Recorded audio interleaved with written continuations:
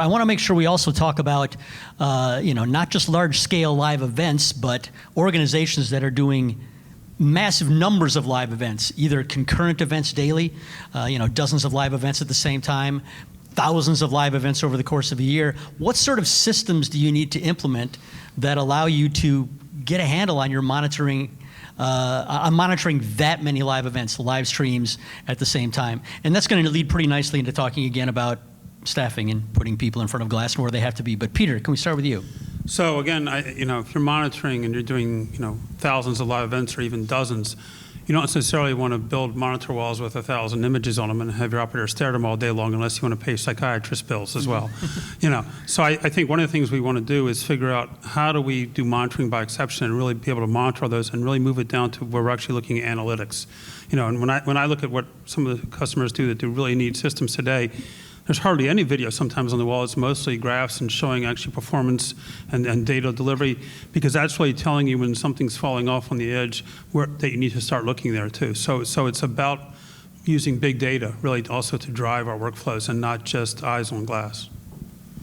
It just made me think of something actually about the AI question you asked earlier. One of the things that we're doing for some of our customers now is we're analyzing for black frames, and it's just simply an alert, just that simple. That, hey, there's a black frame. It's almost in our industry, that's almost always bad. So if it's a black frame for 5-10 seconds, to your point, monitoring by example or by exception, tell somebody, the alerts go off. The AI, if you will, jumps in. Well, that's not really AI. We do all of that already, Yeah. and that's kind of neat. But what I envision with AI, what you're talking about is, I can imagine where the system actually starts learning. So it starts realizing that, oh, this is a change I haven't seen before, or it understands that the jitter in a satellite feed should not be the same thing as the jitter coming from a cloud feed, which is going to be a lot higher because it's through public internet. And so you start having systems that understand and adapt, and then they actually only notify you of things that really matter. Because you can spend a lot of time fine-tuning a probing and monitoring system to get all those things right. And I'd love to get to the point where I actually have AI do that for you and keep it constantly up to date. I mean, that all goes to the concept on any of the monitoring solutions, in my opinion. And this even goes down to analytics, right? You get out what you put in.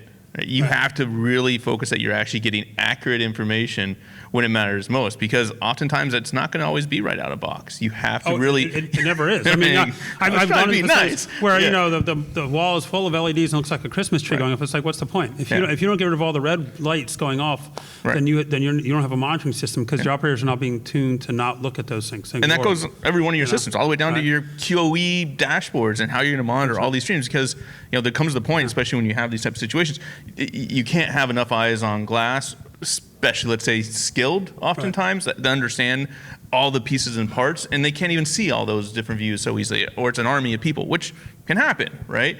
But it becomes really a big challenge, so you have to make sure that you put in that time and effort, that you're getting the right information of what matters most, that you can act upon. And then you prioritize from there. Like these streams, right? We got 100 streams going concurrent right now, but these are the ones that are going to get the most traffic. We're going to focus our attention on these guys from eyes on glass and distribute elsewhere, and pray that our monitoring works right.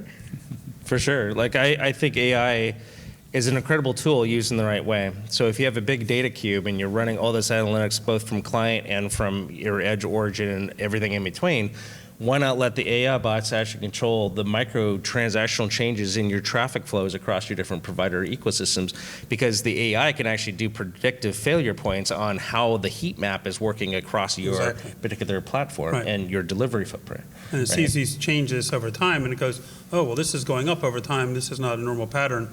And so it gets you to an alarm before you actually get to the point you actually have failure. Right. You take that out of the human element, because the human's going to sit there and watch it trend and figure out where it's going to go, where the AI system can basically say, okay, this is trending over here.